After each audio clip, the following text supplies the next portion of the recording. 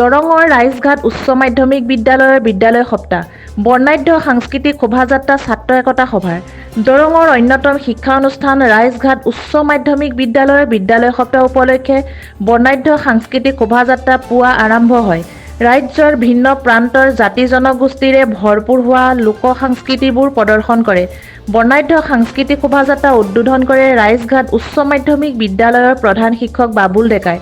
ছাত্ৰ ছাত্ৰী শিক্ষক কৰ্মচাৰী অভিভাৱক অংশগ্ৰহণত আকৰ্ষণীয় হৈ পৰে শোভাযাত্ৰা সামৰণিৰ পিছতেই মুকলি তথা বঁটা বিতৰণী সভাত ৩০ গৰাকী ছাত্ৰ ছাত্ৰীক বিশেষ সম্বৰ্ধনা জনোৱা হয়।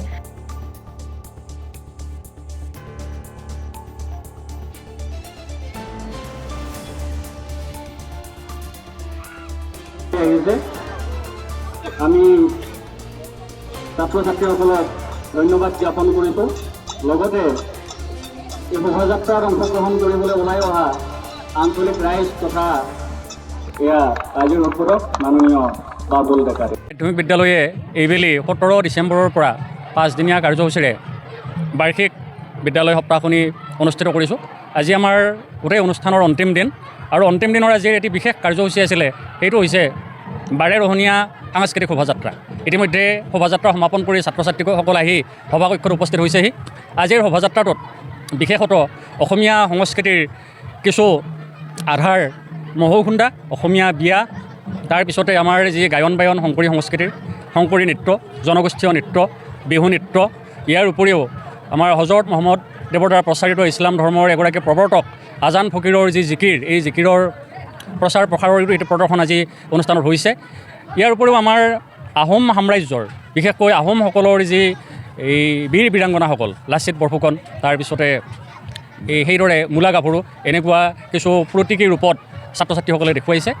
আৰু এই কথাখিনি আমি কৰিবলৈ আগ্ৰহ প্ৰকাশ কৰাৰ এটা মূল উদ্দেশ্য হৈছে আমাৰ ছাত্ৰ ছাত্ৰীসকলে যাতে আমি যিটো সংস্কৃতিত বাস কৰিছোঁ, আমাৰ যি এটা যথেষ্ট বৃহৎ আমাৰ এটা ইতিহাস আছে, সম্প্ৰীতি আছে, এটা ভাণ্ডাৰ আছে, এই কথাটো যাতে বুজিব পাৰে তাৰ এটা আভাস দিবলৈ আমি চেষ্টা কৰিছোঁ। আৰু লগতে আমাৰ ইয়াৰে প্ৰায়খিনি মানুহেই কৃষিজীৱী, কৃষিৰ লগত জড়িত থকা যিবিলাক লোকাচাৰ সেইবিলাকো তেওঁলোকে আজি প্ৰদৰ্শন কৰিছে। ইতিমধ্যে নাঙল পথাৰত নেদেখা হৈছে, আজিৰ ল'ৰা ছোৱালীয়ে নাঙল চিনি নাপায়, কিন্তু আজিৰ শোভাযাত্ৰাত তেওঁলোকে এই নাঙল জুঙলি লৈও অংশগ্ৰহণ কৰিছে।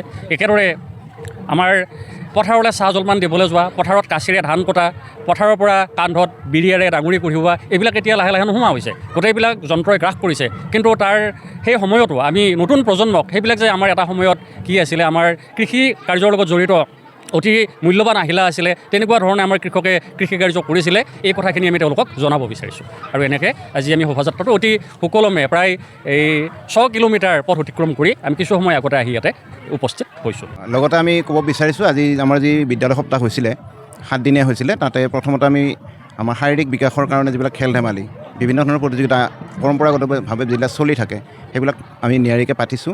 তাৰপিছত সাংস্কৃতিক প্ৰতিযোগিতাও পাতিছোঁ। ইয়াত আমি এইবাৰ বিশেষভাৱে বিয়ানাম, আইনাম, জিকিৰ, বৰগীত এইবিলাকক বেছি প্ৰাধান্য দিয়া হৈছে। তাৰোপৰি ভূপেন্দ্ৰ সংগীত, ৰাভা সংগীত, জ্যোতি সংগীত আৰু আধুনিক গীত এনেধৰণে আমি আয়োজন কৰিছোঁ, যিবিলাক গীতৰ লগত আমাৰ ছাত্ৰ ছাত্ৰীসকলৰ পৰিচয় আচলতে নোহোৱাৰ নিচিনা হৈছে। আজিকালি যিটো যান্ত্ৰিক বেলেগ এটা পৰিৱৰ্তন হৈছে সংস্কৃতিৰ, সেই পৰিৱৰ্তনে আমাৰ থলুৱা যিখিনি গীত মাত, থলুৱা যিখিনি আমাৰ পৰম্পৰা সেইখিনি পাহৰি যাব ধৰিছে। আৰু তাকে জীয়াই ৰখাৰ কাৰণে আমি আজিৰ এই প্ৰতিযোগিতাবিলাকৰ মাজতো সেই ধৰণৰ বিষয়বিলাক সন্নিৱিষ্ট কৰিছোঁ আৰু সেইবিলাক আমি সুন্দৰভাৱে ইয়াত ৰূপায়ণ কৰিছোঁ। আৰু সকলোবিলাক ছাত্ৰ ছাত্ৰীয়ে বৰ সুন্দৰভাৱে ইয়াত অংশগ্ৰহণ কৰি এক আনন্দময় পৰিৱেশত আমাৰ বিদ্যালয়ৰ সপ্তাহটি উলহ মালহেৰে আমি পালন কৰিছোঁ। নামখলাৰ পৰা দীপেন ডেকাৰ ৰিপৰ্ট, E24 লাইভ ব্ৰেকিং।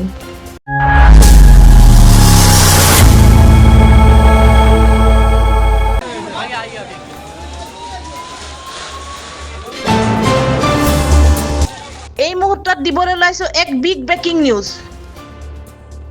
চিলাপথাৰত বিধ্বংসী অগ্নিকাণ্ড, 13খন বাসগৃহসহ কাপোৰৰ গুদাম আৰু কছমেটিক গুদাম ভস্মীভূত। নিৰ্বাপন হোৱা নাই জুই।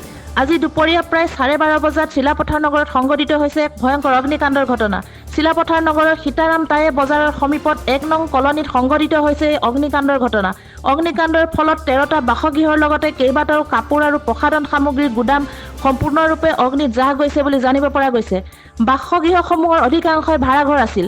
ইতিমধ্যে চিলাপথাৰৰ অগ্নি নিৰ্বাপক বাহিনীৰ 2খন গাড়ীয়ে অগ্নি নিৰ্বাপন কৰিবলৈ চেষ্টা অব্যাহত ৰাখিছে যদিও বাতৰি লিখা পৰলৈকে নিৰ্বাপন হোৱা নাই জুই। অগ্নিকাণ্ডৰ ফলত কোটি টকাৰ সম্পত্তি ভস্মীভূত হৈছে বুলি স্থানীয় লোকে জানিবলৈ দিছে। অগ্নিকাণ্ডৰ কাৰণ বৰ্তমানলৈকে জানিব পৰা নাই। দিন দুপৰত নগৰৰ মাজমজিয়াত সংঘটিত অগ্নিকাণ্ডৰ ফলত চাৰিওফালে আতংকৰ সৃষ্টি হয় ৰাইজৰ মাজত।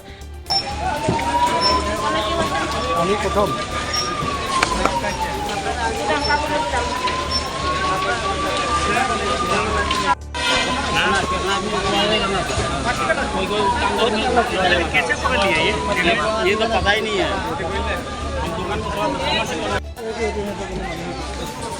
टेंशन तो है कि आगे करीब 12-10-15 में। अच्छा जी, हो गया 1 घंटा से ऊपर है। आदमी का घर है क्या यहाँ में? हाँ, आदमी का फैमिली का घर है। कितना तो फैमिली यहाँ में रहता था? कम से कम 10-15 तो फैमिली हो गई। अच्छा, किसी का कुछ नुकसान हुआ है क्या? नुकसान तो सबका नुकसान है। कपड़ा वाला था एक ठो। कपड़ा का गोडाउन भी था क्या? हाँ, गोडाउन था। अच्छा, गोडाउन भी चला है क्या? दुकान गोडाउन था। और महेश बोल के था, एक हनुमान जी सोनाउत बोल के, ये 2 का तो यहाँ गोडाउन था। टोटल मिला के कितना घर था? हैं? कितना घर था यहाँ में? और तो घर सब तो आप लोग का भी था क्या घर? इन लोग का भी घर था। घर बहुत था, छोटा मोटा 15-20 घर होगा। 15-20 घर है। हाँ। घर के बड़ा में यहाँ में बैठा था? हैं? बड़ा में बैठा था यहाँ में? हाँ, भाड़ा में भी था, अपना भी घर था। अच्छा अच्छा, क्या जगह बोलता है ये? हैं? कौन सा ये जगह? गोरू बाजार, पुराना गोरू बाजार, स्टेशन रोड गोरू बाजार।